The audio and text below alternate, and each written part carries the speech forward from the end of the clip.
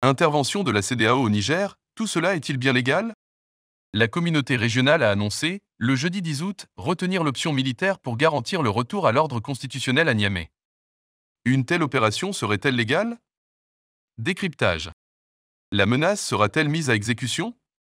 L'opération militaire visant à restaurer l'ordre constitutionnel et à libérer Mohamed Bazoum pourrait démarrer dans les plus brefs délais, assurait le 10 août le président ivoirien, Alassane Ouattara. La communauté des États de l'Afrique de l'Ouest, CEDEAO, venait alors d'annoncer retenir l'option d'une intervention militaire pour mettre fin au putsch mené par le général Tiani contre le régime de Mohamed Bazoum. Le 13 août, une délégation de religieux nigérians dépêchés à Niamey assurait néanmoins que le général Abdourahmane Tiani avait déclaré que sa porte était ouverte pour explorer la voie de la diplomatie et de la paix afin de résoudre la crise. Si cette solution diplomatique venait à échouer, le dernier recours serait donc la voie militaire. Les modalités d'une telle opération restent toutefois à définir. Quel pourrait être le cadre juridique d'une intervention militaire? La CEDEAO, qui joue sa crédibilité dans cette crise, peut-elle se passer d'une résolution du Conseil de sécurité des Nations Unies et, si oui, avec quel risque? Jeune Afrique fait le point.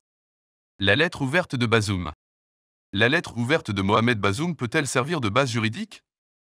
Selon certains experts contactés par JA, la CEDEAO a deux options pour assurer la légalité de son opération, une intervention sollicitée par les autorités légales et reconnues du Niger, ou une autorisation du Conseil de sécurité de l'ONU.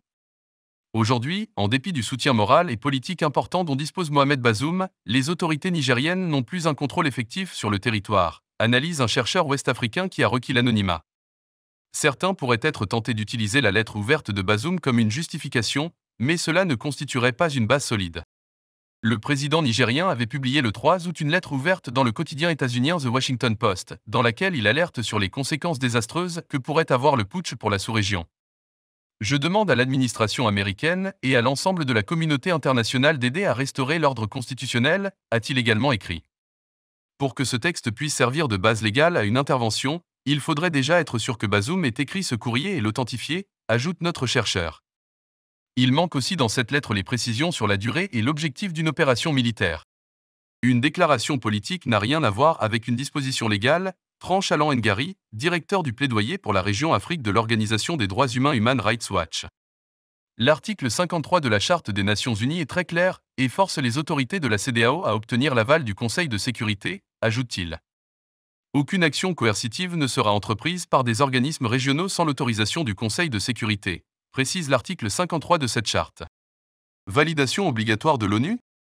Le Conseil de sécurité de l'ONU doit-il forcément valider l'intervention? Oui, répondent les spécialistes interrogés par Jeune Afrique. La Charte des Nations Unies définit le cadre juridique international du recours à la force et la CEDEAO, comme toute organisation régionale, se doit légalement de la respecter. Selon son article 54, le Conseil de sécurité doit être tenu pleinement au courant de toute action entreprise ou envisagée par des organismes régionaux pour le maintien de la paix et de la sécurité internationale. La charte est très claire. Toute intervention qui ne dispose pas du soutien du Conseil de sécurité est illégale. Le cadre légal d'une telle action est défini par le chapitre 7 de la charte. Le Conseil de sécurité peut entreprendre toute action qu'il juge nécessaire au maintien ou au rétablissement de la paix et de la sécurité internationale, précise ainsi son article 42. La charte est très claire, assure un fonctionnaire onusien. Toute intervention qui ne dispose pas du soutien du Conseil de sécurité est illégale. C'est du moins ce que dit la charte. Mais ici se posent les limites du droit international, on peut le violer sans sanction. Nous ne sommes pas convaincus qu'une résolution du Conseil soit indispensable, assure au contraire une source diplomatique occidentale à New York. Ceux qui disent qu'il faut forcément un mandat de l'ONU sont souvent les mêmes qui feront tout pour bloquer cette intervention. L'exemple gambien. Ce n'est pas la première fois que l'organisation décide d'enclencher une action militaire dans l'un de ses États membres. La dernière opération, Restaurer la démocratie, menée en Gambie en 2017 pour forcer le départ de l'ancien président Yahya Jammeh pourtant défait par les urnes, avait été réalisée rapidement et avec succès. Soutenue politiquement et diplomatiquement, cette intervention n'avait toutefois pas reçu un mandat clair du Conseil de sécurité.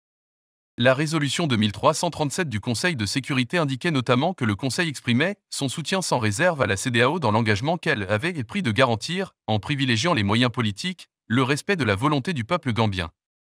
La mention « en privilégiant les moyens politiques » avait alors été rajoutée sur insistance de la Russie, réticente à une intervention militaire. La résolution gambienne ne contenait pas les mots-clés ouvrant la voie à une intervention militaire, insiste le chercheur cité plus haut. Le Conseil veut éviter de donner des autorisations à tout va qui risquerait de créer des précédents dangereux.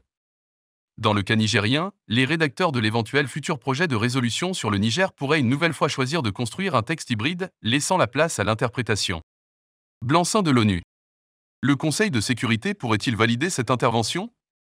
2 jours après le coup d'État du 26 juillet, les membres du Conseil de sécurité des Nations Unies ont publiquement condamné le putsch et affirmé leur soutien aux efforts de la CEDEAO et de l'Union africaine. Une réaction menée par les 3 membres africains non permanents du Conseil de sécurité, le Ghana, le Mozambique et le Gabon. Cela ira-t-il plus loin? Pour l'instant, la force en attente de la CEDEAO est dans la préparation, rappelle Alan Ngari. Si le Conseil de sécurité venait à valider une intervention, cela viendrait ajouter de la pression sur les putschistes. Un blanc-seing de l'ONU permettrait à l'organisation régionale de renforcer la légitimité de son action et de lui conférer une certaine protection en cas d'échec de l'opération, dont chacun espère qu'elle n'aura jamais lieu. Le Conseil, où la France et les États-Unis font figure d'alliés, peut tout à fait autoriser la CEDEAO à mener sa propre opération de maintien de la paix. Mais la décision peut aussi évidemment être bloquée par le veto d'un membre permanent, comme la Russie, partenaire privilégié de Bamako. Le Mali et le Burkina Faso, soutien des putschistes nigériens, ont déclaré qu'une intervention extérieure au Niger constituerait une déclaration de guerre, et leurs ministres des Affaires étrangères ont prié les Nations Unies de tout faire pour empêcher un scénario militaire. La Russie s'est par ailleurs déjà dit opposée à une résolution militaire de la crise, qui pourrait conduire à une confrontation prolongée au Niger et ainsi qu'à une forte déstabilisation de la situation dans l'ensemble de la région du Sahara et du Sahel. Mais, si un vote devait avoir lieu à New York, Moscou choisirait-il de mettre son veto à tout projet de résolution, y compris si celui-ci prenait une forme similaire à celui qui concernait la Gambie en 2017? Le Kremlin pourrait choisir l'abstention et montrer sa désapprobation sans aller jusqu'à bloquer le texte.